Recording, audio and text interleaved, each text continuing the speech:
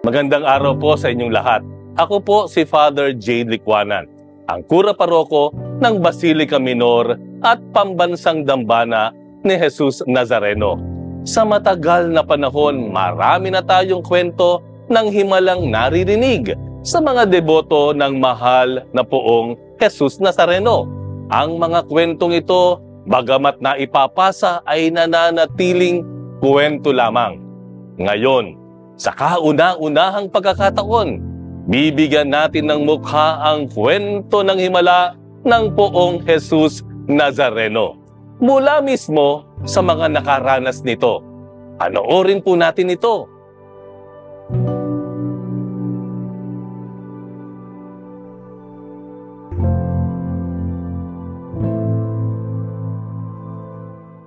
Tatlumpung taon ng deboto ng mahal na poong Jesus Nazareno si Ate Tess. Sa mga panahong ito, nagsilbi rin siyang lector at commentator sa Quiapo Church. Nanay niya ang nagsimulang magmulat kay Ate Tess sa pagdidebosyon dahil sa pagiging masasakti niya nung siya'y bata pa. Lagi akong may sakit, nag-iisa lang akong anak na babae. Parang ang hirap sa mga magulang ko, di ba? Na lagi ako nasa ospital pag December. Ang ginawa ng mother ko, sinama niya ako dito.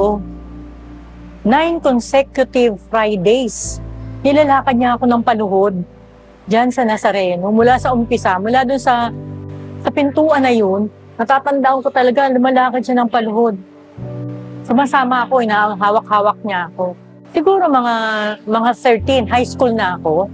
Parang kuminto, yung natigil na hindi na ako nagkakasakit, na nakakasimba na ako mag-isa, nag-aasawa na ako, nakapag-serve na ako dito. May sa akin na magaling daw ako magbasa. Sige, sabi niya, sama kita sa Quiapo. Naku, tuwang-tuwa ako talaga. Nung sinasabi niya, sasama niya ako sa Quiapo, excited na excited ako. Sabi ko, sige, sabi kong ganyan, kasi diyan ako gumaling. Nang magkapamilya, mga anak naman niya ang kanyang pinagdasal sa mahal na poong Jesus Nazareno. At ang resulta, yung panganay ko tsaka yung bunso ko, ang tatalino nila. Sa pagpipray ko lang sa mahal na poon, talagang inaano ko rin, sabi ko, Lord, sana naman, galing kami, kumbaga mahirap lang kami. Tapos kailangan yung mga anak ko naman, maging mabuti naman sila, tsaka medyo umasenso naman. Hindi naman kami, kumbaga sila na. Alam mo ba, yung anak ko, lagi siyang valedictorian. Para kay Ate Tess, tagumpay, saya at kapayapaan ang naging biyaya niya dahil sa kanyang debosyon sa mahal na poong Jesus Nazareno. Ang kanyang panganay nasa magandang posisyon sa isang multinational company sa Singapore at kasiyahan sa apong mula sa bunsong anak ang kanilang nararanasan sa ngayon.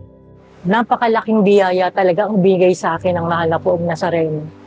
Yung magkaroon ka lang ng isang asawang mabait, yung mga anak na mabubuti at saka generous din, talagang isang malaking biyaya. Hindi man kami mayaman. Kumbaga yung yaman ng mga kasama, yaman ng mga kaibigan, yaman ng mga naglilingkod, yung paglilingkod. Hindi ako tumagal sa paglilingkod kung hindi dahil sa pagmamahal sa kanya at saka yung ibinigay niya ng mga biyaya sa akin. Talagang yun ang pinagpapasalamat ko tuwing papasok ako ng simbahan. Tuwing magsiserve ako, yun lagi ang pasalamat. Hindi na ako humihiling ng hingi. Hindi na ako humihingi. Nagpapasalamat na lang ako kahit maliit man o malaki yung binibigay niya sa amin ngayon. Okay pa rin kahit may pagsubok. May pagsubok pa naman palagi . Hindi naman tayo nakakaano sa pagsubok . Laging meron. Pero sabi ko nga, sa awa at tulong ng mahal na poong Nazareno, nakasurvive talaga kami. Ang payo niya sa mga kapwa deboto, bilang isang deboto ng mahal na poong Nazareno, pagpatuloy nyo lang, in spite of may mga pagsubok sa buhay, lagi tayong kumapit sa Kanya. Maging tapat lang tayo sa paglilingkod at pagmamahal sa poon. Ibibigay niya naman lahat . Hindi siya nawawala. Lalo na kung talagang yung tapat sa puso mo yung pasasalamat, yung mga binigay niya, binibigyan mo talaga ng halaga. Yung mga pinagkaloob niyang biyaya sa'yo, ipagpatuloy lang nating maglingkod. Huwag tayong magsawa, patuloy lang nating ibahagi rin natin sa iba na yung ano yung pagmamahal na naipagkaloob niya sa atin. Anong lahat yung mga ibinigay niya sa atin para tayo maging ganito o maging masaya, at maging panatag yung buhay natin. In spite na maraming pagsubok sa buhay, hindi yan nawawala. Ako, hanggang sa ngayon, meron, pero sabi ko nga, yung lahat ng maglingkod ka lang ng tapat. Ipakita mo lang talaga, tapos i-share mo sa iba, wag mo sarilinin yung paglilingkod. Ibahagi natin sa iba na masarap maglingkod. Kasi nandyan yung kapanatagan ng kalooban, kasi yung peace of mind mo nandyan, dahil mahal ka ng Diyos. Hindi tayo kinakalimutan at laging nandyan yung biyaya niya.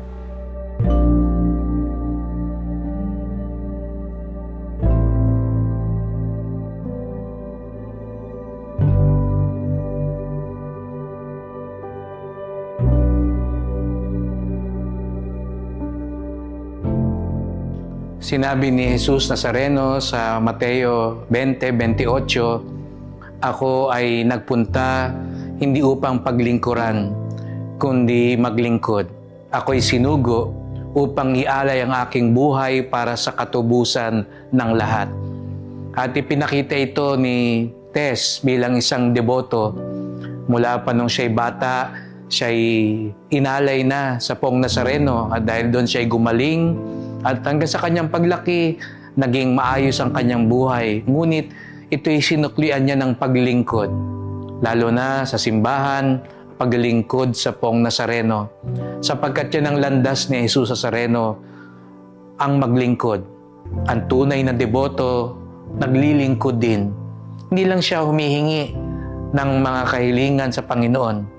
Hindi lang siya namamanata sa kanyang debosyon. Siya'y naglilingkod. At ibang-ibang mga pamamaraan gaya ng ginawa ni Tess ng paglilingkod. At kaya naman siya'y pinagpala sa kanyang asawa, sa kanyang anak, hanggang sa kanyang apo, sapagkat ang kanyang debosyon ay naghatid sa paglilingkod. Sapagkat yan din ang ginawa ng Panginoon sa atin. Kaya nga at mga kadiboto, ating paigtingin hindi lang ang ating debosyon, kundi ang ating paglingkod, sapagkat yan ang daan ni Jesus Nazareno. Siya'y nagpunta hindi upang paglingkuran, kung hindi para maglingkod sa lahat. Pagpalain tayong lahat ng ating minamahal na Nuestro Padre Jesus Nazareno. Kung may mga kwento pa kayo ng Himala, maaari po kayong mag-email sa himalanangnazareno@gmail.com para lalo pa nating mapalaganap ang debosyon sa mahal na Poong Jesus Nazareno.